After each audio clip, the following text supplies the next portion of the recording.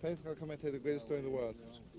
This is mamish a story which is mamish a sign, you know, mamish, like really the connection between this world and the coming world, you know, by the tzaddikim, you know.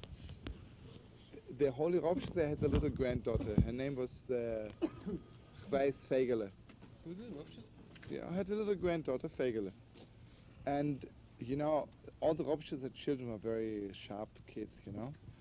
So there was, the Rebbe was writing a newspaper Torah, and he had a sofer who was writing the Torah. And she was hanging around the whole time. So he told her, you know, don't hang around so much here, because if you push me, you know, if I'm writing, you know, and she pushes him, she plays around with him, you know, it's very sweet, but at a certain point it got on his nerves. He says, do me a favor, when you push me a little bit, and I have to erase the whole thing and have to write all over again. He says, so please, you know. So she didn't listen, she started pushing him again. So, Mama, she didn't have koich anymore, he gave her a little slap. You know? So, she began crying and she says, I'll never forgive you. You know? Anyway. Listen to this. And she was crying. So she went into the holy grandfather, Rebshitz, and he asked her, why are you crying? She says, because the sofa slapped me. Gave me a little slap. He says to her, what did you say? So I said, I'll never forgive him. He says, okay, so don't, you know? Listen. And most unbelievable thing. The sofa, that Fegele was 3 years old or 4 years old, and the sofa was an alt Yidel, 50 years old. So he passed away. Fegele lived until she was 95. You know? One day the holy Shineva came to Fegele. Shineva was already a big Rebbe. It was most probably 60, 70 years later, you know, or maybe 80 years later. He says, last night the sofer came to me, and he says that Mama, she corrected already all the things he did wrong in his life, you know. It was 50 years, Mama, she went through everything, corrected it.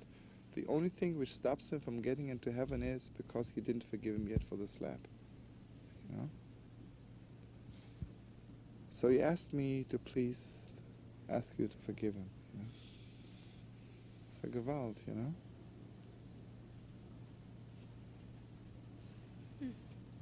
First of all, she said that shows the level of the Shineva, right? Because this is definitely that you heard it from the coming world, because she never told anybody. And actually, in the Rebbe didn't tell him because the Shineva didn't see the Rebbe, or maybe he did, but he didn't, you know, he didn't tell him. That means Mamish, the sofer, came from heaven, you know. It's like a gewalt, you know. Tell you one more sweet little story, then I gotta go. The thing is, remember we heard it in...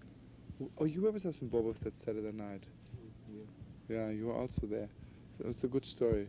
But anyway, Borchel didn't hear, some of your kids. Borchel were also with us? No. No. Yoslo was there. Maybe he did, or you went there. Anyway. Anyway, listen to this. Yeah. It's a good story, listen to this.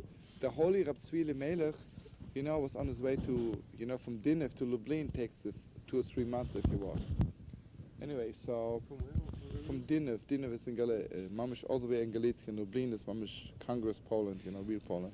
Takes about 3 or 4 months.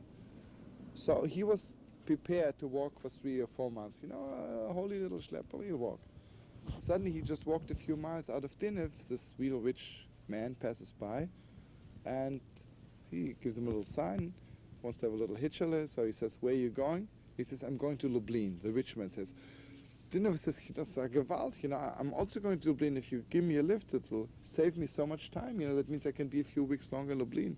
Why not? And he's really sweet to him, he gives him a little bread and a little cake and a little whiskey, and mamish, talk to each other. So the Dinev says to him, you're so good to me, you know, I'll be good to you, Lublin, I'll talk to the Lublin about you, you know, I'll do you a favor with the sea of Lublin. Richmond thought, the biggest chutzpah in the world I've ever seen, you know.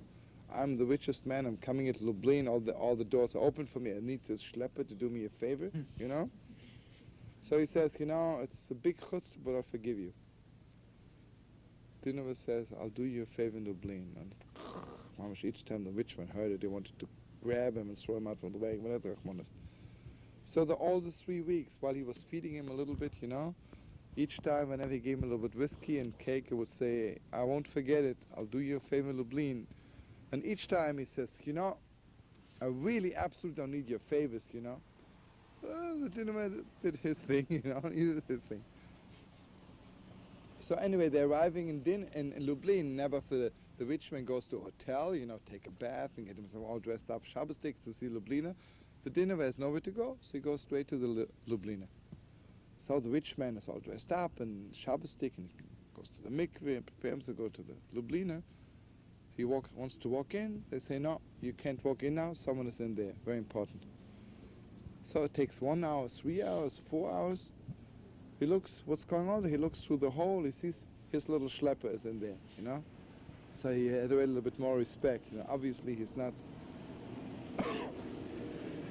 Suddenly the door opens and the dinner says to the rich man, come in. And he had never, this Hitler was married for 18 years and didn't have children yet. God forbid. So he goes into Lublina. Lublina reads, Yaakov and Sola. He says, yeah, he says, I see you can have children, but they'll die, God forbid. So never Hitler, like, okay, all shook up. The dinner says to Lublina, Rebbe, read the quittal once more, you know, do me a favor. You know, the Blina's eyesight is mamish, you know. He says, I'm seeing very clear, Yaakov and so, they'll have children, but they'll die, you know.